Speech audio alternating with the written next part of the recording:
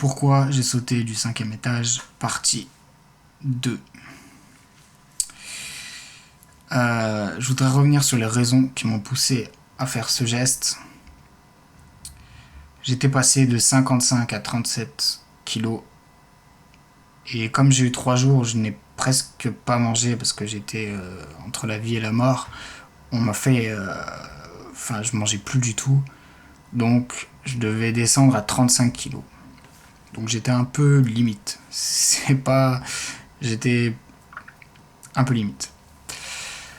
Pourquoi j'ai fait ça? Parce que je me suis retrouvé dans une situation où donc la médecine officielle, traditionnelle, s'était foutu de ma gueule. En gros, j'avais fait des tests. J'étais ressorti avec des antidépresseurs et des trucs comme ça. Et ils se sont complètement foutus de ma gueule. Ils n'ont pas pris en compte mes douleurs physiques.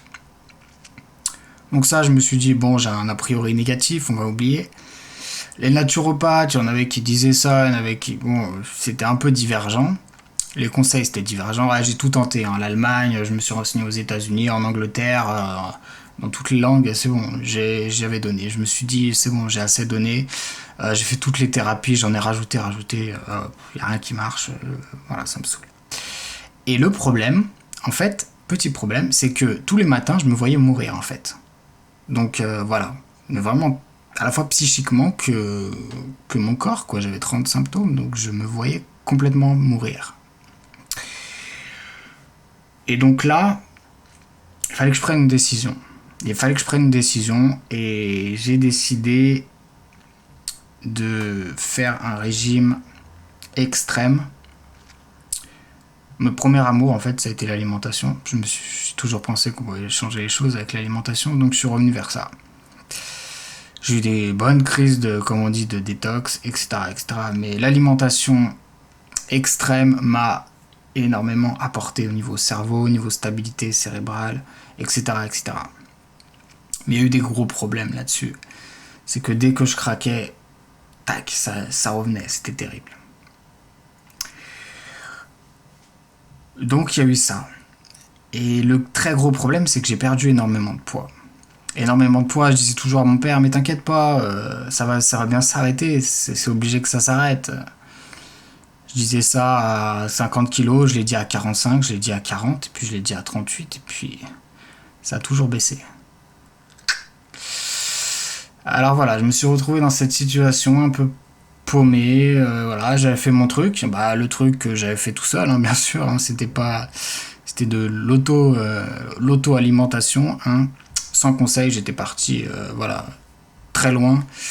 Je savais que c'était sans retour. J'avais déjà l'intuition que ça serait sans retour, ce genre de truc.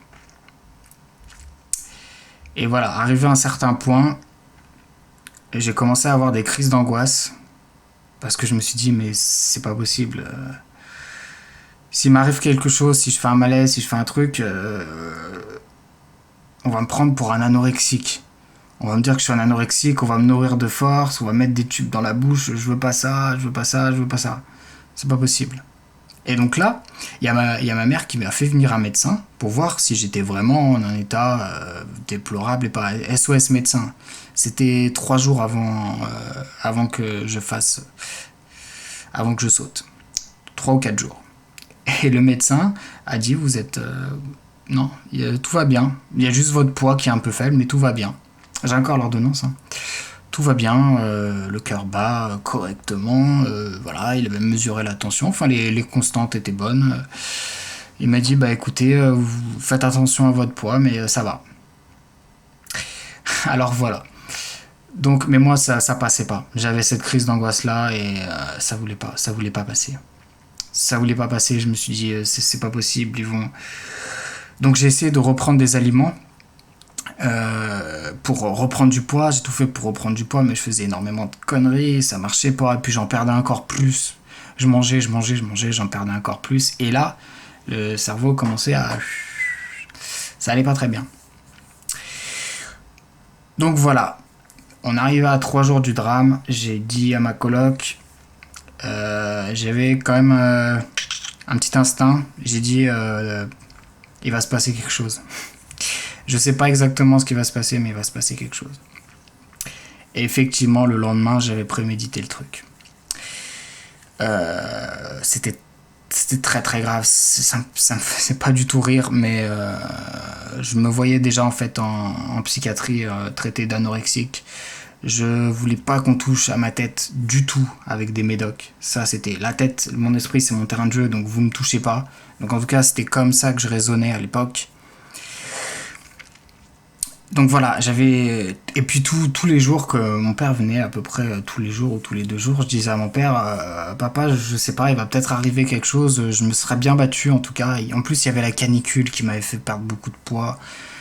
Il y avait tout plein de trucs, il y avait les remarques des gens, les gens qui me disaient que je faisais pas bien ci, que je faisais pas bien ça. C'était très pesant, j'en avais complètement par-dessus la tête. Par-dessus la tête. Donc voilà, il s'est passé que le truc a été légèrement prémédité, on va dire. Et, et voilà. Donc le jour du drame, ça a été tout à fait atroce. Ça a été je peux pas raconter tout ce qui s'est passé. Ça a été tout à fait atroce. J'avais qu'un but, c'était d'échapper à la souffrance. C'est pas une surprise, hein. D'échapper à la souffrance de maintenant et la souffrance du futur. Je m'imaginais déjà en train de voir des gens me mettre des tubes dans la bouche et me nourrir de force et me traiter d'anorexique et des choses comme ça. Et tout ça, je me suis dit, je peux pas vivre ça, c'est pas humain. Ils vont jamais croire que j'ai cette maladie-là. Ils vont croire que je peux pas, je peux pas. C'était aussi le jour où on avait décidé de manière tacite que j'allais à l'hôpital. Et je vais me dire, je suis sûr qu'ils vont m'amener à l'hôpital psychiatrique. J'ai pas ma place là-bas. Je veux pas vivre ça. Je peux pas. C'est trop fort. Je peux pas. C'est impossible pour moi de vivre ça. Voilà, ça a été cette horrible journée du 28 juillet 2015. Donc je m'en rappellerai toute ma vie. La journée avait plutôt bien commencé parce que je me suis dit, je vais être délivré de tout ça, enfin. La fin d'un combat, c'était plus possible. Humainement, j'ai testé tout ce qui était possible humainement. Je me suis bien battu et maintenant il est temps pour moi de passer à autre chose. Donc voilà, la matinée c'était bien parti, j'avais quelque chose. Et quand on est stressé ou quand on est voilà, on fait des conneries. Et donc voilà, il s'est passé une connerie, c'est que ce que j'avais prévu dans ma tête n'a pas pu être fait du tout. Donc voilà, je me suis retrouvé. Mon père est venu me chercher. Les gens ont senti que j'allais faire quelque chose de très très mauvais. Il y a des gens qui l'ont senti, qui l'ont ressenti. Et donc, sous cette pression-là, mon père était arrivé pour me chercher, pour m'amener à l'hôpital. Et moi, j'ai refusé. J'ai refusé. Voilà, je vais pas dire que je vais pas vous mentir, je vais pas vous dire que c'était de l'honneur, mais un peu, tu vois, je voulais quand même garder ma dignité. Je savais ce qu'ils allaient me faire subir là-bas. Et pour moi, c'était pire que la mort parce que voilà, je savais que j'allais être drogué, je savais que j'allais être. Et limite, je disais, je préfère ne pas vivre ça. Sincèrement. Je préfère ne pas vivre ça. Donc voilà, et il s'est passé que j'avais fait une promenade et tout, j'avais dit je vais sortir prendre l'air, je reviendrai. Sauf que j'habitais au 2e étage et je suis jamais revenu au 2e étage. Je suis allé directement au 5e étage. Et je suis monté sur une espèce de truc surélevé. Donc j'ai sauté du 5e étage et demi, on va dire, parce que c'était plus haut que le 5e étage. Enfin bref. Voilà, alors entre-temps, il s'est passé un truc. J'aurais du mal à en parler tellement parce que c'est complètement absurde. Enfin, bon voilà, j'ai voulu me faire du mal avec un couteau. Moi qui ai peur du sang, de toute façon, ça n'a pas marché, hein, ça fait rien du tout. J'ai peut-être encore 2 petites égratignures, c'est le grand maximum. Donc mon but à ce moment-là, c'était de partir de toute façon. Donc comme j'avais mon plan, j'avais un plan qui allait marcher à 100%, qui avait échoué et que j'étais dans cette peur énorme, j'ai déclenché une énorme crise d'angoisse. Voilà, et donc voilà, je suis jamais monté, je suis jamais revenu au deuxième étage, je suis monté au cinquième étage, j'ai escaladé cette espèce ouais, de truc surélevé. Voilà, et j'ai regardé en arrière, je me suis dit, bon, c'est fini, il n'y aura plus de marche arrière, c'est fini. Il faut plus que tu réfléchisses. Donc tout cela, c'est un film, hein, mais la souffrance que j'avais à ce moment-là, c'était terrible, parce que il y avait quelque chose en moi vraiment profond. Malgré tout ça, il y avait quelque chose en moi qui tenait qui tenait à la vie. Je vous jure que c'était très très profond. Il y avait quelque chose qui tenait à la vie en moi, qui était ancré, et en même temps, il y avait autre chose, donc j'étais complètement déchiré en deux. Et je me suis dit, s'il faut que je fasse ça, il va falloir que je ne pas réfléchir du tout. Ne pas réfléchir du tout. Et c'est ce qui s'est passé. Il y a eu un truc horrible qui s'est passé au même moment, quand j'étais surélevé, quand j'étais sur le point de faire le truc. J'ai vu des gens en bas rigoler, qui plaisantaient. Je me suis dit, mais c'est pas possible, c'est quoi ce monde? Avec des gens est-ce qu'ils se moquent de moi? Je comprends pas ce qui se passe. Je comprends pas ce qui se passe. J'ai vu des gens rigoler, j'ai entendu des gens rigoler. Et je me suis dit, c'est pas possible. Le monde ne peut pas être aussi injuste que ça. Voilà. J'avais prévu en fait d'écrire une lettre. Je pourrais pas parler de ce qu'il y a dans cette lettre, mais ça n'a pas pu être fait. Ça n'a pas pu être fait. Voilà, en tout cas, j'avais quand même conscience de ce que je voulais faire. Hein. J'avais pas de crise de schizophrénie. J'étais très angoissé, par contre, d'aller à l'hôpital parce que je savais que j'allais finir mes jours là-bas, etc., etc. En tout cas, tout ça, c'était dans ma tête, donc ça se rajoutait, mais j'étais bien conscient que ce que j'allais faire, c'était... Voilà, j'étais bien conscient. Donc, j'ai fermé les yeux, j'ai pas réfléchi, j'ai sauté la tête la première pour m'exploser la tête sur le gravier. C'est horrible ce que je dis, c'est atroce ce que je dis. Jamais je n'aurais imaginé que je puisse faire ça.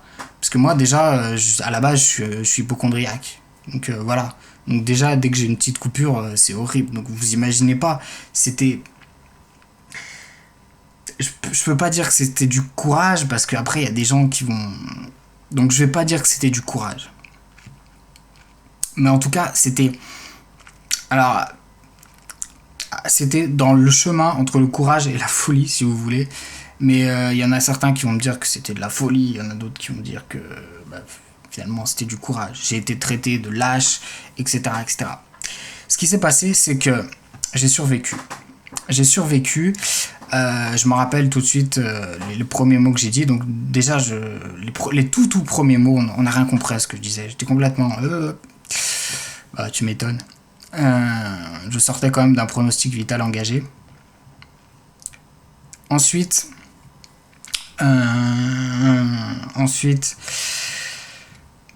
j'ai dit les premiers mots que j'ai prononcés comme une prière. Je dis excusez-moi. Je me suis aperçu, c'était l'horreur. Je me suis aperçu que j'étais en vie. C'était une horreur totale.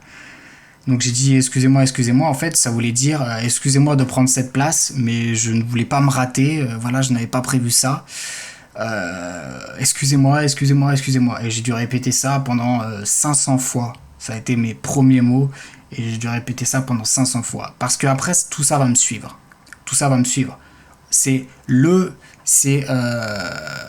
Nicolas qui a tenté de mettre fin à ses jours. C'est l'anorexique. Et il nous saoule, il est en train de prendre la place de gens qui souffrent vraiment et qui n'ont rien demandé. Donc voilà, donc j'ai souffert de... Je ne juge pas, hein, vous avez peut-être raison de m'avoir méprisé à ce point. Voilà, je juge pas. Mais en tout cas, voilà, j'ai été méprisé pour ça. Parce que, je dis, c'est pas de ma faute. Hein, s'il y avait eu 4 étages de plus, on n'en aurait pas parlé. En tout cas, objectivement, voilà, j'ai été ramené à la vie là-dessus. Alors, est-ce qu'il y a une intervention spéciale divine ou autre? Ou est-ce que ça a été juste parce que j'ai fait mon saut périlleux? Donc, la tête, la première, et comme c'était un peu haut, je me suis retourné. Donc, du 3e étage, il y avait aucune chance que je survive. Ou alors en très très mauvais état. Parce que je n'aurais pas eu le temps de tourner, en fait. Tout simplement, hein, c'est de la physique. Donc voilà, ça a été ça. Donc j'ai souffert, j'ai été méprisé. Bien sûr, j'ai souffert physiquement. J'ai été mis sous morphine beaucoup. Et voilà, après... Donc bien sûr, j'ai été vu comme un anorexique, comme tout ça. Et ça a été une horreur. Et au final, qui a gagné le combat? Eux. C'est eux qui ont gagné le combat puisqu'ils ont réussi à me droguer de force. Je n'avais aucun choix. Donc j'ai été drogué de force et je suis toujours drogué de force. Enfin, plus de force, mais par la force des choses, puisque je sais que si j'arrête, ça va être très très compliqué pour moi. Et je m'expose à d'énormes risques. Donc voilà, c'est pour dire que dans cette histoire, j'ai été le seul perdant. Et voilà, c'est la psychiatrie qui a gagné. Mais je suis en vie. Mais j'en suis en vie. Pour moi, la vie n'a plus beaucoup de sens. Pourquoi? Parce que je n'arrive plus, je n'ai plus d'émotions. Donc ça veut dire avant, je pouvais avoir de la joie. Maintenant, j'ai une joie qui est totalement intellectuelle et ça ne passe pas. Donc voilà, je continue, si vous voulez, le boulot qui est de vivre parce qu'il faut le faire. Mais si vous voulez, comme je n'ai plus d'émotions, voilà, j'ai du mal à avoir intérêt. Peut-être faire des vidéos, mais encore faire des vidéos, c'est un palliatif, tout ça. Voilà. Alors ensuite, j'ai eu beaucoup de... Ma première peur au réveil, en fait, ça a été de devenir tétraplégique. Parce que plusieurs jours avant, j'avais lu un message sur Doctissimo avec quelqu'un qui travaillait en hôpital. Elle disait: ne faites jamais ça, ne sautez jamais de votre immeuble. La plupart du temps, X%, de très très gros pourcentages deviennent tétraplégiques. La première peur que j'ai eue, c'était d'être tétraplégique.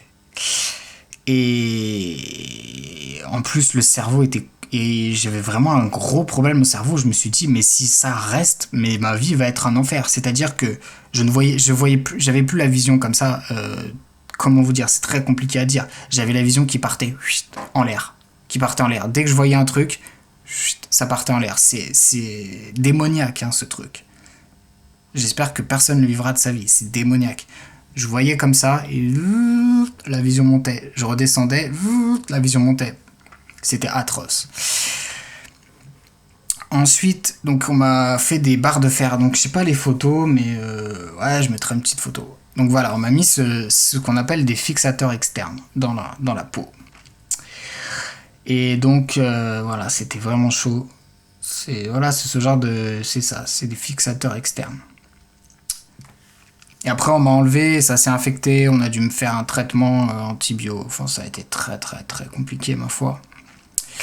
Alors voilà, on m'a mis des fixateurs externes.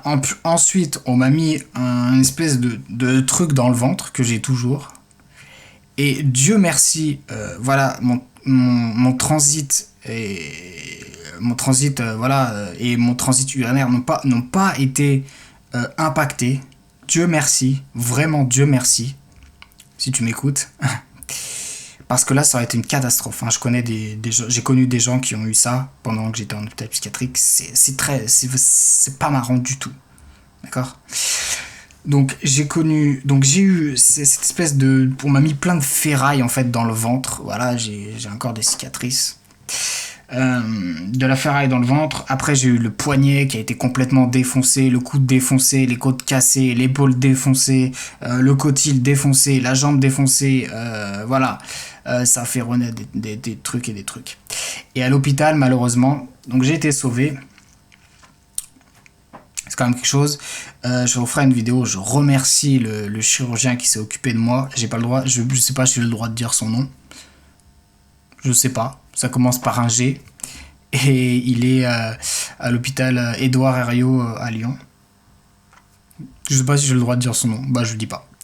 Merci à lui et à toute son équipe d'avoir fait du bon boulot. Il y avait beaucoup de boulot à faire sur moi et vous avez fait du très bon boulot. C'est pour ça qu'on dit que je suis contre la médecine. Mais si les chirurgiens n'étaient pas là, je serais quoi? Je serais un puzzle. Hein. Enfin, je souffrirais le martyr. Donc voilà, je ne rejette pas tout surtout la chirurgie. Je crois quand même beaucoup à la chirurgie. Et c'est pas les médecines naturelles qui vont te réparer un pied qui est complètement pété, quoi. Donc voilà, vraiment beaucoup de gratitude envers eux. Mais bon, il y a des gens qui m'ont méprisé pendant toute mon hospitalisation, que ce soit en psychiatrie ou en... Ben bon, ça je peux pas leur en vouloir. En conclusion, que dire Voilà, il faut... je peux pas dire de conseil, en fait. Je peux pas dire de conseil. Ne vous suicidez pas. C'est un bon conseil ou pas? Donc la première prévention du suicide, c'est que, comme moi, vous pourriez vous rater. Et moi, j'ai eu beaucoup de chance. Je me suis raté, mais j'ai eu de la chance. Mais il y a des gens qui se ratent et qui ont beaucoup moins de chance que moi. Et j'en ai vu. J'ai vu des paraplégiques. Voilà, par exemple. Ou des gens qui étaient jusqu'au cœur. Hein, ils étaient paralysés. Donc ça, on fait pas la fête tous les jours quand on a ça. Après, il y a de la tétraplégie. Après, il y a des gens qui ont des traumatismes crâniens. J'ai eu quelqu'un à côté de moi qui avait des traumatismes crâniens sévères. C'est pas humainement vivable. Donc, ne vous suicidez pas. Pourquoi? Parce que déjà, vous pouvez vous rater. Vous allez faire du mal aux gens, ça c'est sûr. Mais bon, il y a un moment où, franchement, moi j'ai l'idée aussi de cette tentative, c'était, j'en ai marre d'être un poids pour mon père. Mon père souffre de me voir souffrir et je souffre qu'il souffre de me voir souffrir et je ne peux plus de cette souffrance. Premièrement. Deuxièmement, j'ai plus envie d'être l'assisté de la société. Voilà, j'avais ça dans la tête. Donc voilà, pour ces raisons, j'en ai marre j'en ai marre de plus être moi. Voilà, j'en ai marre parce que la maladie m'a fait faire ceci, m'a fait faire cela. J'en ai marre. Je veux plus. Soit je redeviens qui je suis, soit c'est fini. Donc c'était ce que j'avais vraiment dans le cœur et j'en avais marre de voir mon père aussi. Mon père il souffrait aussi de toujours faire les trucs pour moi, etc., etc. Donc c'est pour ça, j'ai envie de dire, j'ai plus envie d'être un poids pour les gens. Voilà. Donc c'est ça que j'avais. Donc, mais il faut conclure sur une bonne note, parce que voilà, on est obligé. Donc voilà, je suis vivant et je fais toujours mes vidéos. J'ai beaucoup de problèmes en fait parce qu'à l'hôpital, on m'a beaucoup intoxiqué, surtout avec la bouffe. Je bouffais 2 fois de la viande par jour. T'appelles ça de la viande, toi? J'appelle ça du plastique. Mais bon. T'appelles ça une pomme, on dirait une Pokéball. Non, c'est vrai, hein. Sérieux. C'est dramatique, mais en même temps, bon. T'es à l'hôpital, hein. T'es pas dans un palace. On me disait, mais vous êtes à l'hôpital. Ouais, ok, c'est bon. Donc forcément, là, j'ai dû me coucher, quoi. Donc voilà, la note positive, c'est ne vous suicidez pas parce que il y a beaucoup de chances que vous vous ratiez. Et vous allez finir dans un état vraiment lamentable.